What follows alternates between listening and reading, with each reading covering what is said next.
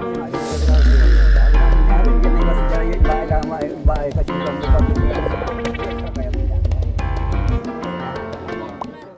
Olá, seja bem-vindo a mais um episódio do Faz Pensar, o podcast do Viva Rio. Eu sou Raquel de Paula. E eu sou o Guilherme Persil. Você está vendo já pelo nosso cenário que a gente já tem um tema bem sugestivo, né, Raquel? Sim, exatamente. O nosso tema de hoje a gente vai discutir, vai conversar sobre como o carnaval ele pode ajudar na construção do bem-estar. O carnaval é mais do que uma festa, né? Ele pode ser um espaço de expressão coletiva, popular, ligação social e também cuidado com a saúde mental. E para a gente explorar um pouquinho sobre esse tema, a gente vai convidar duas pessoas que entendem do assunto e estão por dentro. É isso aí. Tá com a gente hoje aqui, então, nesse episódio, Ariadne Mendes. Ela é a coordenadora do bloco carnavalesco Loucura Suburbana, que é um dos mais potentes exemplos de como a cultura, a comunidade, a luta antimanicomial se encontram no Carnaval do Rio. E além dela também está aqui a Marília Rocha, diretora de desenvolvimento social do Viva Rio, uma instituição, né, que atua há décadas com cultura, territórios e políticas públicas de cuidado em contextos de desigualdade. Sejam bem-vindas, muito obrigado por estarem aqui hoje com a gente no nosso podcast. O prazer é todo nosso. Obrigado pelo convite. Prazer enorme estar aqui com esse tema, com a Ariadne aí, que representa muito essa história do carnaval, do Loucura. Gente, prazer receber vocês. E, bom, a gente vai começar falando um pouquinho sobre essa expressão coletiva do carnaval e criativa. E o carnaval é a maior festa popular do Brasil, né? Milhões de pessoas nas ruas, livres para dançar, para explorar seus corpos e ter uma identidade coletiva. Mas por que essa expressão coletiva tem tanto impacto emocional para as pessoas? E aí a gente quer fazer primeira pergunta para Marília sobre isso. O carnaval, Marília, ele é um momento de pertencimento e memória coletiva? Sem dúvida. O carnaval, eu acho que é a expressão mais conhecida, mais celebrada, mais alegre de um processo de resistência. Resistência é uma série de normatizações que entraram nas expressões populares de cultura. Assim, houve um tempo em que era ilegal a capoeira, as manifestações das denominações afrodescendentes também eram penalizadas, e o carnaval também. O samba era visto como uma coisa da malandragem, era uma coisa de quem era desocupado. O samba, ele tem essa representação, agora uma força de resistência com inventividade. Assim, ele surge como uma organização num ambiente de precariedade. Assim, ele não é um lugar que tradicionalmente na história tivessem recursos, dinheiro. O samba de rua, ele é criado, ele inventa na precariedade. Nesse sentido, é uma festa que é uma celebração à resistência e à vida, com muita alegria, o que é fenomenal. Sim. E aí, segundo dados divulgados pela OMS, atividades artísticas e culturais como a música, a percussão, dança em grupo, todas essas atividades que as pessoas desenvolvem, elas fazem bem, reduzem o estresse, a ansiedade, além de fortalecerem também a resiliência emocional. Então, Ariadne, com esse contexto dos benefícios da festa, né, da maior do Brasil, como a Raquel falou, como isso aparece especialmente no contexto do Loucura Suburbana? Bom, o Loucura Suburbana é um bloco criado no Instituto Municipal Nise da Silveira, é um bloco de saúde mental, né? E, o importante, pegando aqui o que Marília já trouxe de dados muito interessantes, é que houve um resgate dessas questões da raiz do carnaval, da importância dessa cultura popular pelos próprios usuários de saúde mental, porque foram eles que propuseram uma festa de carnaval, no momento em que o Instituto Nise da Silveira era uma instituição total, ainda com muitas internações, né, enfermarias, e aí eles propõem uma festa, e nesse momento nós estávamos vivendo o momento da municipalização, né, que era passando do Ministério da Saúde para a Secretaria Municipal de Saúde, e a gente, então, já começa o movimento de quebra dos muros, né? E juntando, então, claro que nós não sabíamos exatamente, para te responder, o que seria isso, né? Então, esses efeitos de bem-estar, essa prova da resistência, de sair, eu vou pegar um pouco o que Marília falou, porque foi perfeito, né? Que se criou na precariedade, né? A gente só foi sentindo isso com o passar do tempo. E com a persistência e com a resiliência, sim, de mais uma vez colocar o bloco na rua. E o simbólico disso é que foi um movimento que ajudou muito, e ajuda ainda, né, na luta antimanicomial. Quer dizer, o fim do hospício, que é algo preconizado pela lei da reforma psiquiátrica e que nós, do Instituto Nísio da Silveira e outras instituições no Rio de Janeiro, estamos conseguindo, é acabar com os hospícios, porque são lugares absolutamente iatrogênicos que não trazem a felicidade, a alegria. E é isso, o carnaval permite brincar, permite que as pessoas adquiram novas identidades e estejam ligadas às suas raízes. Quando usuários propõem um bloco de carnaval ou um baile de carnaval que a gente transforma num bloco para ir para a rua, né, para quebrar com a tradição hospitalocêntrica de tudo acontecer dentro, é a maior prova de que isso é um respeito a essa raiz e essa necessidade que o povo tem, né, de praticar a sua cultura, a sua grande cultura, que é o carnaval. Sim, a gente vai continuar falando um pouco sobre isso, Ariadne, porque essa mesma pesquisa que o Guilherme falou, ela fala de outros benefícios também, das atividades culturais que reduzem risco de depressão, melhoram a autoestima, pertencimento, que é o que a gente também já começou a falar, e qualidade de vida, né? E também podem contribuir para a prevenção de transtornos mentais. E aí você começou a falar sobre esse papel do Loucura Suburbana. Queria que você falasse um pouco mais que impacto você observa na saúde mental das pessoas que participam das atividades do Loucura. Não só no bloco de carnaval, mas ao longo do ano vocês têm as preparações, as oficinas. Como é que isso traz assim, um impacto nas pessoas que são atendidas ali, que participam ativamente ali do Loucura? Bom, a gente, além de bloco de carnaval, é um ponto de cultura, né? O ponto de cultura Loucura Suburbana, Engenho, Arte e Folia, que teve essa chancela de ponto de cultura em 2009. O bloco já tinha aí 9 anos de existência. E nós pudemos, através disso, criar oficinas permanentes. Então, a prática começou a ser uma prática cotidiana. E aí sim a gente pôde observar mais do que apenas com o desfile o que é essa oferta de oficinas e de espaços de liberdade com arte. Primeiro, antes a gente via muitas pessoas se reinternarem. Né? Desde que essas pessoas estão frequentando Loucura Suburbana, não tem mais internação. Até porque também agora não tem mais internação, porque não tem hospício para isso. Teria que ser o acolhimento num CAPS. Mas a convivência permite com que as pessoas se expressem. Então você não precisa de um momento, de uma consulta marcada para essa expressão. Né? Você pode tanto se expressar como nós estamos aqui conversando, quanto principalmente quando você dá vazão aos seus potenciais artísticos. E uma das coisas impressionantes é isso, é pensar que esses espaços de cultura e arte fazem pessoas descobrirem talentos que elas nem imaginavam que tinham. Né? E uma das características dos usuários com qualquer tipo de mal-estar psiquiátrico ou de sofrimento mental é que eles são muito criativos, né? Muito criativos, e eles navegam por diversas áreas da expressão. Música, no caso nosso que temos o ateliê de adereços e fantasias, adereçamentos, pintura, instrumentos. A gente tem usuários que transitam por várias oficinas e por vários setores do próprio Instituto, não só o bloco. Isso vai preenchendo o tempo das pessoas.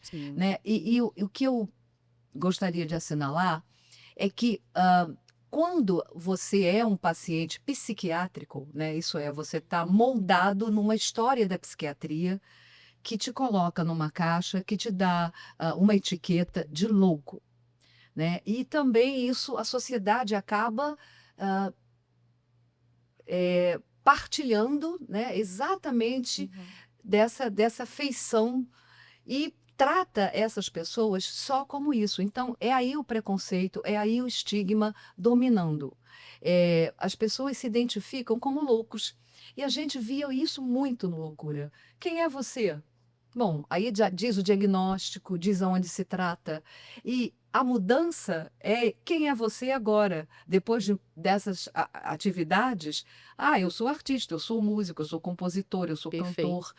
É isso. Então, essa identidade traz um outro estar na vida, né? É um outro patamar. É um patamar, inclusive, cidadão. É uma questão de cidadania mesmo, de defesa dos direitos. A pessoa passa a ter direitos, a se reconhecer como cidadão, que não é. Sim, tem sofrimento mental. Mas para além desse Sim, diagnóstico. é claro que essas atividades não eliminam o sofrimento, mas dão condição a quem tem esse sofrimento de conviver com a sociedade, de conviver entre si, de não ter vergonha e mais, de defender o direito à loucura. Isso é uma coisa que a gente foi percebendo ao longo dos anos e até tem compositores que colocam isso nos sambas. Me respeitem, eu sou louco sim, mas me respeitem. É essa luta para que a sociedade que tanto foi preconceituosa em relação ao samba, carnaval, né, deixe de ser. E a nossa luta é para integrar, né, a sociedade a esse movimento todo. Então, é aí que eu acho, não tenho certeza, que o Bloco Loucura Suburbana, como os outros de saúde mental, e que todos os movimentos da saúde mental, o trabalho também da Viva Rio, todo mundo que apoia, né, essas iniciativas, são fundamentais para a transformação do olhar da sociedade, para uma transformação social mesmo. E você falou sobre a questão da loucura, que está até nos sambas, né? Eu acho que carnaval é uma época que as pessoas normalizam um pouco mais a questão da loucura. Todo mundo pode ser um pouco louco por aí, né? E se vestir da maneira que quiser. Há uma liberdade um pouco maior, né? Que a pessoa talvez não usaria aquela roupa no dia a dia, não se comportaria daquele jeito.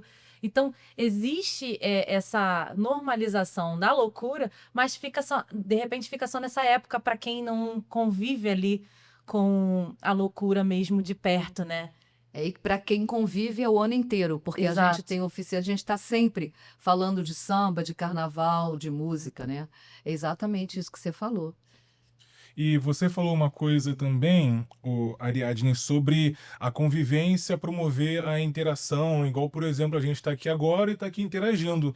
E isso não é só uma percepção sua, a gente também tem uma pesquisa que fala, é da Fundação Itaú, em parceria com o Datafolha, que ela mostra que 54% dos brasileiros apontam que essas atividades culturais, elas são fontes de bem-estar, redução de tristeza e solidão, além da melhora nos relacionamentos e na vida em geral. Isso porque a arte, a cultura, ela não só promove bem-estar, mas também ela é um espaço de resistência, de afirmação identitária e também enfrentamento de exclusão social. Então é um momento que todo mundo está junto, as pessoas estão no bloco, viram uma só, enfim. Marília, falando agora para contextos periféricos também, né, na sociedade, como isso é importante e de cuidado em saúde mental nesses contextos dessas pessoas que são mais excluídas? Eu acho que o forte nisso que a Ariadne estava contando um Oi. pouco da história do Loucura é quando a gente pula esse muro. O muro ele não foi destruído, ele foi inventado de uma outra forma no início da Silveira.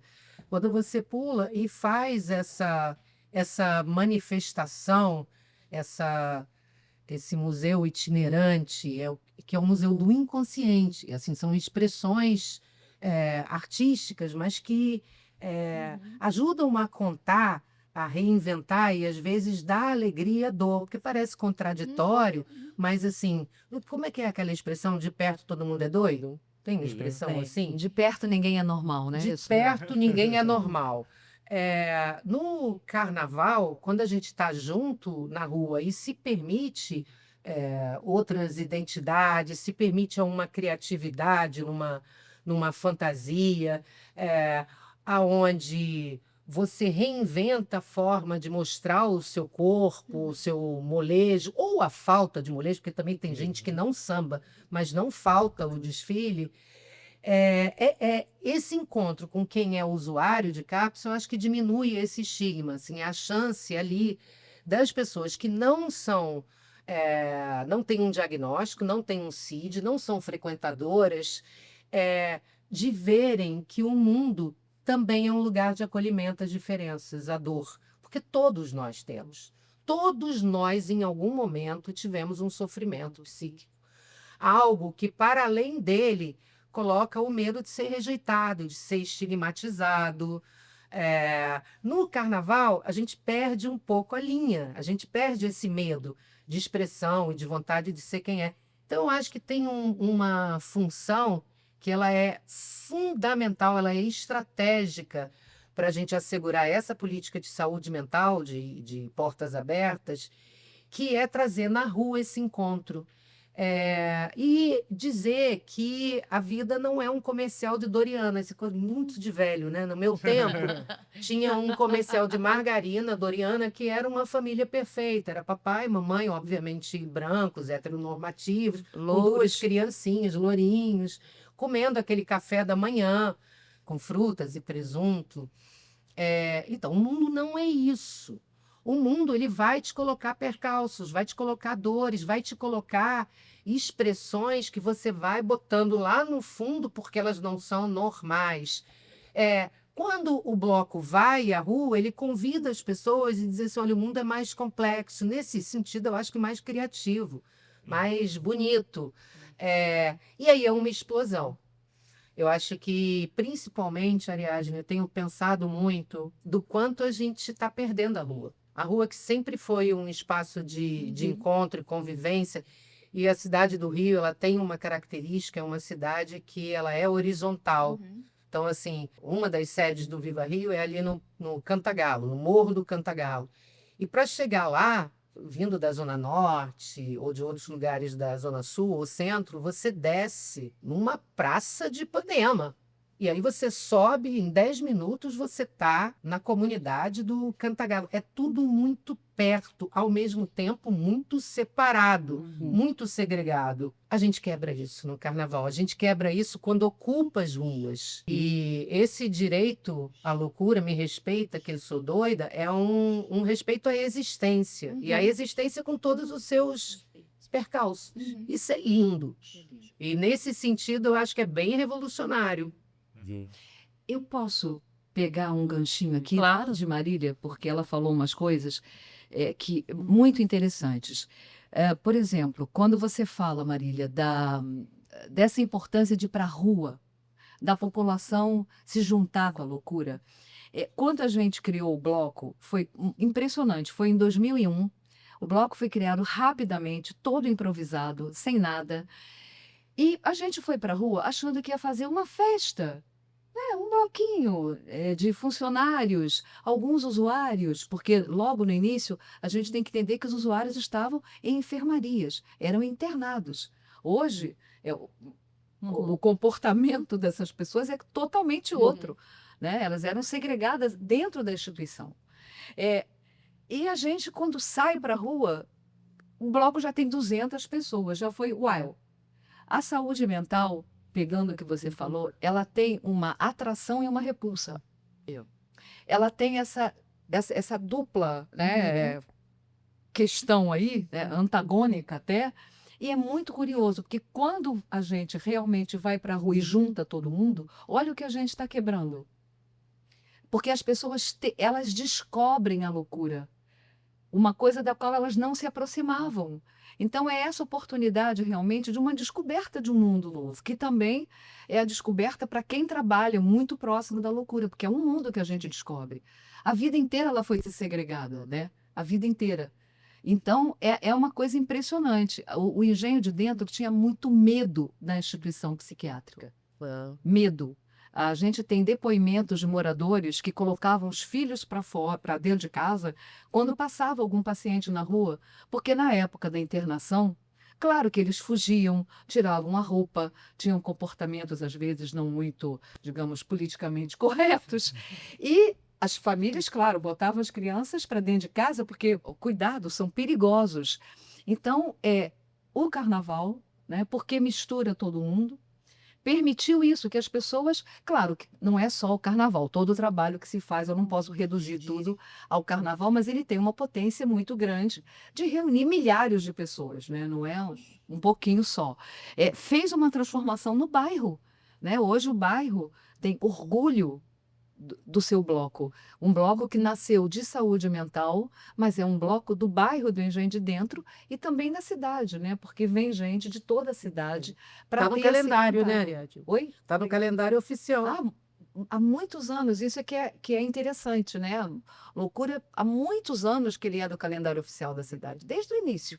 Ele passou a ser. Mas é isso, porque tem uma atração, né? A loucura exerce uma atração ao mesmo tempo que essa repulsa, e é isso, a folia, como Marília estava falando, do brincar, né? Do se travestir, dessa liberdade que Raquel falou, de ser o que se quer ser. É essa liberdade, você pode ser o que você quer. Tem o exemplo da nossa porta-bandeira, que é moradora do Engenho de Dentro desde, nossa, muitos anos. Eu acho que é ela que eu estava falando, que é uma figura que me impressionou muito. Então, Elisama, eu digo o nome da pessoa, antigamente na área de saúde mental não se falava o nome das pessoas, né? Mas isso já é uma evolução do trabalho, né? As pessoas têm nome, têm sobrenome, né? Elas assinam seus próprios documentos, não são tuteladas. Essa também é uma grande diferença. Elisama Arnaud mora lá há muito tempo e Elisama morria de vergonha de entrar no hospital. Vergonha dos vizinhos. Porque é isso, quem entra no hospital é louco, né? Eu também sou, porque estou lá há muito tempo, né? Com certeza, Mas Ariadne. ok. Mas é isso. Então, Elisama, a transformação de Elisama, né? Ela é compositora, desenhista, porta-bandeira, aderecista, onde no que ela colocar a mão é arte. É impressionante. E a Elisama foi começando essa trajetória, percorrendo vários setores, enfim. Ela tem orgulho de entrar no hospital e não tem mais vergonha dos vizinhos. Ela se mudou totalmente. Eu comentei, eu não sabia o nome dela, mas comentei dessa figura, que é uma pessoa que tem um corpo fora do padrão aí do senso comum, que é da magreza, né? E de quem samba. Ao mesmo tempo, quando ela está no bloco, quando você vê o conforto que ela tem, o molejo que é dela, a expressão corporal dela é fantástica.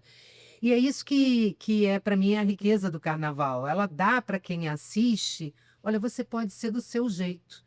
Porque o rosto dela, que é um rosto marcado, um rosto sofrido, mas é de gozo, de prazer. Ela está ali, ó. Ela é sensacional. Essa capacidade de através do bloco, através da alegria, é pedagógico demais você poder promover esses encontros. Aí eu entendo a pesquisa. Eu acho que melhora. É muito triste uma sociedade que vem de Doriana, uma felicidade como se fosse essa. Se não for essa, você está ferrado. Essa é a normalidade. E quando você quebra isso, você, sem dúvida, pode dar uma calibrada aí na sua saúde mental. E só acrescentando, a gente tem que... A Marília está dando bastante essa visão bastante ampla. O preconceito não é só em relação à loucura. A gente tem que entender isso que você estava falando, da periferia, da dificuldade. Essas pessoas, por exemplo, lá do Loucura Suburbana, elas são todas periféricas. Nós somos um bairro do subúrbio do Rio de Janeiro. Elas são negras, né? Elas são pobres, elas têm muitas dificuldades e são loucas. Então, se acumulam aí uma série de preconceitos. Então, se a gente consegue trabalhar a gente está trabalhando todos, né? Porque, na verdade, é essa segurança de poder lidar com isso, né? Não de uma forma submissa, não aceitando isso, mas também de uma luta contra, né, todo esse preconceito que a sociedade impõe a essas pessoas, né? Exatamente. Eu já estive no Loucura Suburbana e realmente é fantástico, assim, desde a organização, da forma como como as expressões das pessoas, é realmente um bloco muito interessante. E você começou a contar um pouquinho da história, E aí, só para os nossos ouvintes, né, quem está nos assistindo, entender um pouquinho, ele foi uma iniciativa sua, foi uma iniciativa de profissionais dali, e como é que ele se fortalece para se tornar o que ele é hoje, assim, né, reconhecido no calendário oficial? Porque você disse aí que ele começa com uma coisa pequena, vocês nem imaginavam talvez esse alcance todo, e como é que ele então se fortalece para chegar a ocupar o espaço que ele ocupa hoje, né? O bloco, quando ele foi criado, como eu falei, ele foi uma ideia de um baile de carnaval. Mas aí eu era diretora do ambulatório central, onde havia uma oficina de artes, de onde surgiu essa ideia. Aliás, eu também criei essa oficina de artes por isso, porque acredito na arte, né? Então, era já para a gente ter um diferencial aí. E, nesse momento, as minhas raízes suburbanas, eu morei na Vila Cosmos, Vicente de Carvalho, quando eu era criança, e pude viver um carnaval absolutamente familiar e que juntava todo mundo, que as pessoas iam na casa dos outros chamar para se juntar ao bloco. Isso veio muito forte em mim. Então, eu tive essa ideia realmente de ir para a rua. Mas é como se eu tivesse tido a ideia agora e daqui a 2 minutos Marília falasse, vamos embora, também quero. Porque foi impressionante, foi quase como uma explosão. Vários funcionários, porque o que estava acontecendo na saúde mental? Era um desejo, de fato, da gente quebrar os muros, da gente fazer grandes transformações, né? Havia isso já. Isso já era um embrião que já estava ali para nascer, a criança. E o carnaval, pronto, foi um prato assim feito, né, para a gente levar essa ideia adiante. E aí nos juntamos e foi muito interessante o que isso provocou na instituição. A instituição era toda atomizada, todo mundo cuidando dos seus serviços nas enfermarias. Quando você propõe um bloco, é todo mundo junto. E aí já se criou um barracão onde era a garagem. Tira os carros, a garagem já virou um pequeno ponto de encontro. Isso já mudou a instituição. Fazer música. Aí nós tínhamos lá um musicoterapeuta que começou, com os usuários que frequentavam um determinado serviço, a fazer música na porta da administração. Então, coisas assim inéditas começaram a acontecer na instituição. Né? Isso já foi assim, digamos, foram várias quebras, né? Não é só ir para a rua que quebrou, não. Houve assim muitas quebras de tradições, de modos de se comportar, inclusive dos profissionais. Bom, e a gente foi para a rua, e foi para a rua no ano seguinte, até por insistência da direção, naquele momento. Enfim, agora, nós não crescemos como bloco sozinhos. Nós criamos, no ano seguinte, uma escola de informática e cidadania, que durou até 2013, cujos professores eram usuários de saúde mental. E era um momento que a gente não sabia, mas a sociedade sabia que a gente estava fazendo algo tão importante. A sociedade estava se informatizando. E as pessoas não sabiam lidar com isso, né? Então, nós começamos a oferecer vagas para usuários de saúde mental, mas teve uma pressão de demanda de funcionários, de familiares e de gente da comunidade que também queria fazer curso. E aí a gente foi abrindo. Todo mundo aluno de pessoas psicóticas. Isso também foi outra vivência de quebra, né, de paradigma, de quebra de preconceito, né? E, paralelamente, a gente também criou uma editora, que é a Encantarte Editora, que existe até hoje. A Escola de Informática terminou em 2013, que era um convênio da Secretaria de Saúde com uma ONG chamada CDI, que era o Comitê para a Democratização da Informática. E essa editora também abriu uma possibilidade para os usuários contarem suas histórias. Então, a gente formou 600 pessoas nessa escola, inclusão digital, que transformou também a instituição, né? Porque a instituição passou a ver os próprios usuários com outros olhos, quer dizer, a instituição que eu digo são os funcionários que tinham vindo dessa tradição de instituição total. Passou a ver os usuários e os profissionais, porque aí você também reinventa as competências. Sim. O médico que na hierarquia tinha Ah, verdade. nem sempre bom de samba. Agora, o profissional da limpeza, da cozinha, surge ali como uma pessoa com muito a contribuir, com muita sapiência, com muita... Então, acho que quebra as duas coisas, né? Perfeito, Marília. Até parece que você estava lá. Foi exatamente isso. Foi exatamente. Agora ela falando isso, obrigada.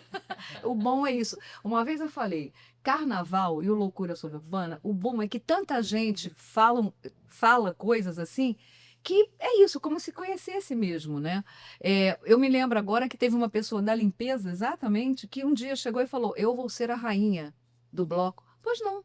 Infelizmente, ela faleceu. Mas durante anos ela botava lá a sua faixa de rainha e ia feliz da vida. Mas é isso mesmo. Também a instituição se juntou toda, né, nessa questão. Então, eu estava só falando da editora que, oferecendo essa possibilidade para a rede de saúde mental, a editora publicou, até hoje, ela existe, praticamente 60 títulos, né? E a maioria são de usuários de saúde mental contando suas histórias. Então, eu digo que essas duas, a Escola de Informática e a editora, foram pilares que junto com o bloco, permitiram que a gente fosse ponto de cultura, que a gente crescesse na instituição e no bairro, porque tudo de porta aberta, né? E tudo voltado para a rua mesmo. Perfeito. É interessante. E aí, a gente está falando sobre todo esse movimento, e aí falando mais uma vez sobre o bloco em si, que não é pouca coisa, né? Ele já foi reconhecido de diversas formas. A gente tem aqui alguns dados, olha, incluindo o Bloco Loucura Suburbana, já foi reconhecido como Patrimônio Cultural e Material do Povo Carioca. Já teve também algumas exposições comemorativas e prêmios que mostram a sua contribuição à cultura e à luta antimanicomial. E aí, Marília, esses projetos como Loucura, eles ajudam a enfrentar muitos estigmas históricos ligados à loucura, sofrimento psíquico. Na sua visão, combater o estigma também é um tipo de desenvolvimento social? Sem dúvida, eu acho que a sociedade da gente é uma sociedade que promove o aniquilamento. Ela promove o apagamento daquilo que ela não reconhece como produtivo, como sadio, como normal. E a tragédia de tudo isso é que todos nós, em algum momento, seremos aniquilados. Se aquilo que a gente estava falando do encontro e você levar um choque e dizer eu posso ser diferente e ser feliz também. Eu não preciso ser exatamente andar da mesma forma, me vestir da mesma forma ou falar da mesma forma. É muito difícil, não só para os usuários da saúde mental, mas para outros segmentos vulnerabilizados, para a população, para os corpos, né, pretos, para quem mora na rua, não ser aniquilado por essa visão de que você não presta, você não produz nada que preste, você você é um nada, você é um invisível. Achei bonita essa questão do nome, essa evolução, de dizer assim, não expõe, mas reconhece, humaniza, ela tem nome sim, tem data de nascimento. Então, essas expressões de encontro, que para mim o carnaval é a maior delas, o carnaval de rua, né? Elas ajudam a gente a perceber de uma maneira muito alegre e bonita, porque o carnaval é lindo, né? A perceber a humanidade em todos nós, a perceber, e é uma percepção que é isso, a percepção de resistência. Assim, tem pontos do samba que são pontos de terreiro, né, que falam, tem desfiles, e é comum, né, os desfiles trazerem a história de populações que foram marginalizadas e que constituem parte, eu acho que para mim é mais importante, mas uma parte importante, vamos chamar assim, da história da cidade do Rio de Janeiro, que é isso, que é a população afrodescendente, que são os judeus do leste, que depois da Segunda Guerra, as polacas, né, vieram para o Rio, os turcos também fugindo da guerra, que vieram. E esse emaranhado, porque você vai no Saara, rua do Saara, aquilo é um carnaval todo dia, com linguagens diferentes e que se entendem. Ali o judeu está do lado do árabe, convivendo e falando e respeitando, né? Então, o carnaval é como uma travesti muito famosa, liderança aqui do centro da cidade, já falecida, a Luana, e a travesti não é bagunça. Carnaval não é bagunça. Uma organização que, na precariedade, produz a festa, ela produz no seu corpo os limites, porque carnaval é respeito. Entra quem quer e sai a hora que quiser. Isso é um princípio fundamental do carnaval. Eu exponho o meu corpo porque eu estou segura de que não vão invadi-lo. E na organização do bloco, quem frequenta bloco sabe disso. Você é uma coisa quase que natural, se forma as pessoas que fazem ali a mediação. Se alguém passou da medida, encostou, fez alguma coisa inconveniente, chega para lá, é como o som. Aquela explosão de peças musicais, instrumentos musicais diferentes, com uma pessoa na frente regendo e às vezes silenciando, que está muito fora do tom, você dá uma coisa. Como aquilo acontece? Então, assim como Luana falava, travesti não é bagunça, maluco não é bagunça, e também produz, ele é capaz de produzir uma grande organização. E aí, nesse sentido, sem dúvida, combate muito o estigma e o preconceito. Eu não respondi a pergunta da Raquel, porque ela falou como é que o bloco veio vindo. Eu falei mais do início, da escola de informática e tal. O fundamental foi quando nós nos transformamos em ponto de cultura. Porque até esse momento, nós só fazíamos o desfile.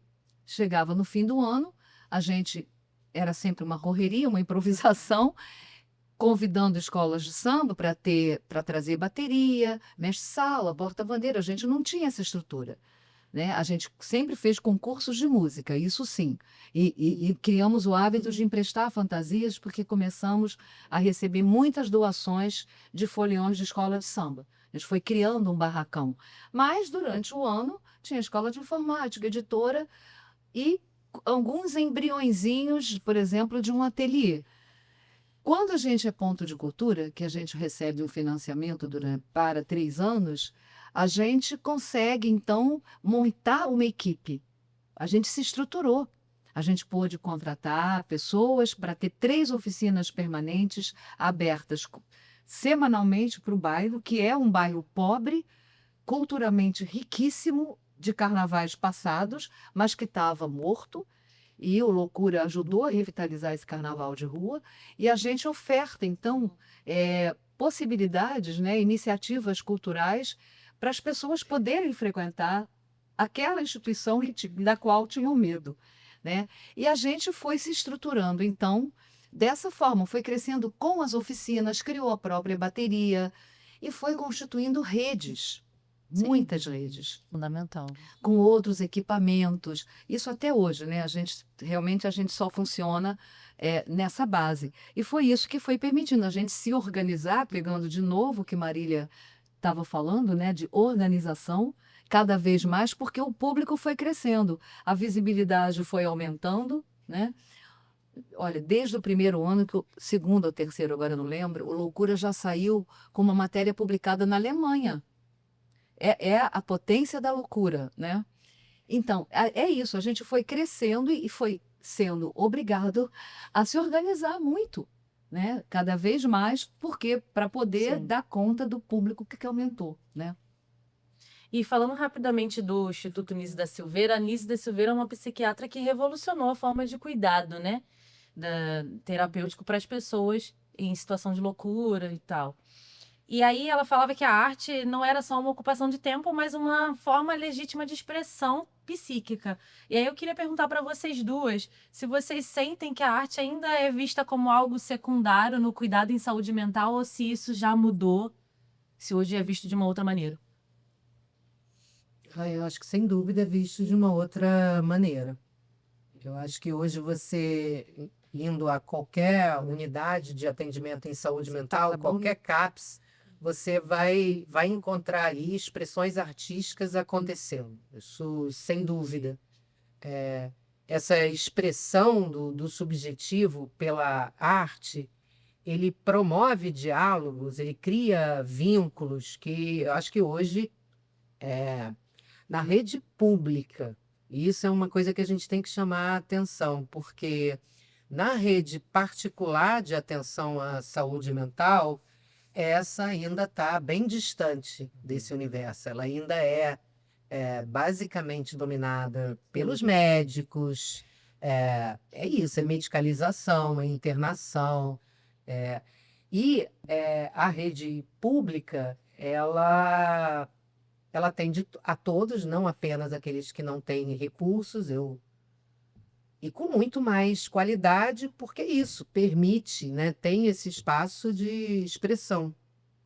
Eu concordo com a Marília que realmente é outra coisa, né? Sem dúvida nenhuma, a arte ganhou um outro lugar na questão do cuidado em saúde mental em geral, embora a gente tenha que assinalar que ela ainda está longe de fazer parte da política, né? No sentido de ter recursos para o seu desenvolvimento. A gente tem serviços como o Loucura Suburbana, eu chamei um serviço que é uma iniciativa que é um serviço que não tem um financiamento regular, né? Então, nós somos obrigados a entrar em editais públicos, mas isso também é muito interessante porque nos lançou no mundo da cultura, né? A gente tem essa dupla inserção, saúde e cultura, né? Participamos do Fórum de Pontos de Cultura, por exemplo, do Rio de Janeiro, que são, se não me engano, 5.000. A gente tem uma estreita ligação também com os equipamentos de cultura e da saúde. Mas, sem dúvida, isso aí está mais do que provado que a arte é um recurso terapêutico muito eficaz, muito eficaz. Muito mais. Claro que não estou aqui fazendo a defesa de não medicalizar, mas existe também um movimento de despatologizar a loucura, né? A loucura precisa sair desse patamar de doença para ir para um patamar de diferença. Claro que tem sofrimento, né? Mas não é essa doença crônica que inabilita, né? Que não permite que as pessoas trabalhem, inclusive, né? O mercado de trabalho é fechado. Não é uma fatalidade, né? Pois é. Né? E eu queria também deixar aqui claro que o Loucura insere na sua equipe usuários de saúde mental que trabalham, que têm carteira assinada. Nem todo mundo tem carteira assinada, mas temos uma equipe que tem sim, enfim, é contratada e que inclui usuários. E isso é maravilhoso, porque claro que dá trabalho, né? Porque as pessoas não deixam de ter suas questões emocionais, psicológicas, dos seus quadros de sofrimento, mas estão na vida, né? Estão no mundo do trabalho e podem sobreviver e sair dessa situação de precariedade absoluta, de dependência, ou de instituições ou de seus parentes, né? Pode ter autonomia com a sua vida, né? Então, eu acho isso, a arte, ela trabalha em todos esses sentidos, né? E Marília, a Ariadne falou essa questão sobre unir saúde, cultura, e a gente vê que muitas vezes as pessoas elas chegam primeiro pela cultura e depois elas têm esse acesso a outras políticas públicas. O Viva Rio trabalha muito em rede, e você pode falar como você enxerga os tipos de parcerias que são fundamentais para que, por exemplo, o Carnaval ele também seja um espaço de cuidado. O carnaval é tudo isso que a gente falou, mais um pouco, né? Então, também tem situações que a saúde, não só o segmento saúde mental, mas a saúde como um todo, tem atenção nesse período. Então, a estratégia saúde da família, que é o setor da saúde que faz o acompanhamento da população no território, tá mais atento às campanhas de hidratação. É uma época de muito calor, e as pessoas têm que se manter hidratadas. Assim, a ingestão de álcool tem que ser acompanhada com a ingestão de água, porque o álcool ajuda na desidratação. Os hospitais também têm que estar mais aparelhados. É uma época que a cidade recebe, inclusive, muitas pessoas que não são da cidade, fica um pouco caótico, e a gente tem inúmeros acidentes. Então, o carnaval ele mobiliza blocos na rua, mas também dentro dos muros das pessoas preparadas para a absorção desse período. Na saúde mental, eu acho que é interessante hoje, cada unidade, cada serviço, cada CAPS tem um processo de formação de parceria no território. Essa produção toda que explode no carnaval, ela está no cotidiano das unidades, né? E uma das parcerias que, em geral, dá muito certo são com as escolas de samba do território. Perfeito. E eu queria fazer uma última pergunta. A gente já está chegando ao fim do nosso episódio, mas eu queria fazer uma última pergunta para a Ariadne.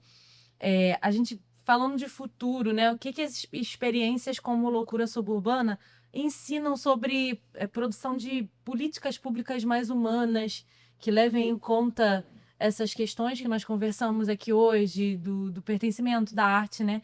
Como é que a gente desenha políticas públicas mais humanas, integradas e eficazes, na sua opinião?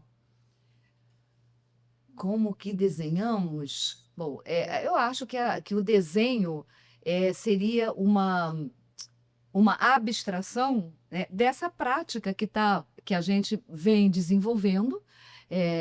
O Loucura tem 25 anos, né? Então, eu acho que está mais. Quer dizer, você falou de Nízia da Silveira. Logo após Nízia da Silveira, lá no Instituto, teve uma experiência muito importante, que foi a criação de um serviço de hospital-dia, que, na verdade, foi já um exemplo de um CAPS, que era o Espaço Aberto ao Tempo, criado por Lula Vanderlei, que inspirou muito, né, uma outra forma de cuidar e de deserarquizar toda a tradição, né, onde o médico mandava e havia pessoas que eram subordinadas, né? Então, já propôs uma igualdade na equipe, onde o usuário podia escolher sua referência. Foi criado, então, isso também lá na instituição. Eu diria que foram essas três questões. A Nízia da Silveira, o Espaço Aberto ao Tempo, que foram exemplos, e logo Loucura Suburbana, que foram, acho que, as três potências dessa instituição. Esse desenho está dado. Eu acho que qualquer lugar que tenha cuidado em saúde mental, trabalhar com arte e cultura em liberdade e ter recursos. Essa é a questão, porque, ok, que isso nos iguala à população, né, nos seus níveis de sobrevivência, né, a população é eminentemente pobre, tem que lutar para o seu dia a dia, às vezes não pode nem olhar muito para o futuro, porque tem que olhar para o amanhã, como é que eu vou sobreviver amanhã? E às vezes eu acho que Loucura é um pouco isso, como é que eu vou sobreviver amanhã? Então, quando você fala de futuro, é isso, é essa construção desses amanhãs com um pouco mais de folga e de luz no final do túnel, né? De saber que a gente vai passar um ano desenvolvendo e crescendo, porque aí é que está, né? Lá na nossa instituição, o Instituto Nízia da Silveira hoje é um campo de arte, cultura e de geração de renda também, e de esporte, né? A instituição não é mais uma instituição total, não é mais uma instituição psiquiátrica, e é hoje um lugar que oferta isso. Não é só o Loucura, né? Tem outros serviços que ofertam espaços de arte, como eu falei, geração de renda e etc. Mas é isso, acho que a lei da reforma psiquiátrica brasileira, ela já aponta a saída. Não queremos ter hospícios, a solução são CAPs, e é isso, a rede precisa se fortalecer e cada vez mais poder ter essa possibilidade disso que Marília está falando, que é essa inserção total no território e compartilhar com as atividades também do território, e isso, ter possibilidades financeiras de sobrevivência, né? Da gente poder crescer não só com atividades do carnaval, nós, por exemplo, temos agora, vocês falaram aí, o Guilherme falou, que a gente, dentre as coisas que a gente fez, recebemos prêmios, sim, que bom, continuamos a receber. Isso é mais um sinal importante de reconhecimento da sociedade. E esse reconhecimento é o que também ajuda esse futuro, né? Se a sociedade está reconhecendo isso, né? Esse trabalho, isso ajuda esse trabalho permanecer. Esse trabalho permanecer e crescer.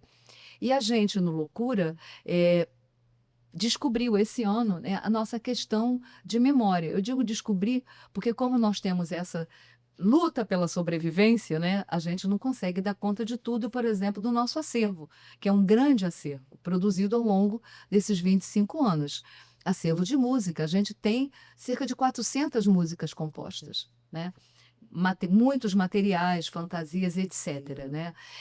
E aí nós tivemos esse ano uma exposição muito importante, que foi no Futuros Arte e Tecnologia, Loucura Suburbana 25 anos, onde a gente pôde resgatar a nossa memória, né? E dar valor a ela. E aí aprender mais uma coisa, precisamos de mais recursos para isso, já amplia, que é como conservar esse acervo.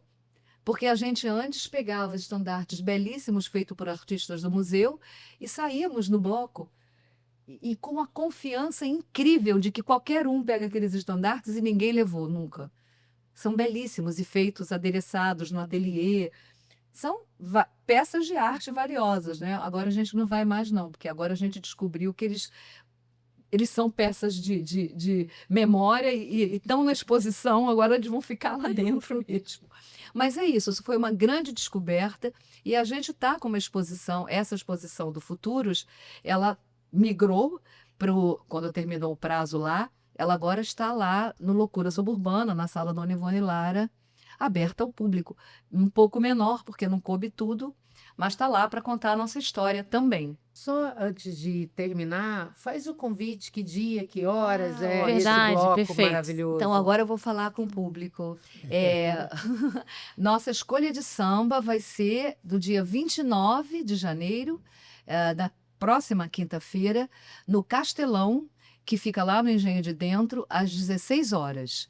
E o bloco sai no dia 12 de fevereiro, que também é uma quinta-feira, é tradição sair nas quintas-feiras antes do Carnaval, às 16 horas, é a concentração no Instituto Municipal Nise da Silveira e a saída é às 17. Vai ter maquiagem grátis e empréstimo de fantasias. E o barracão já está aberto durante todo esse período agora para quem quiser ir lá reservar sua fantasia para o dia do desfile. Estão todos muito convidados.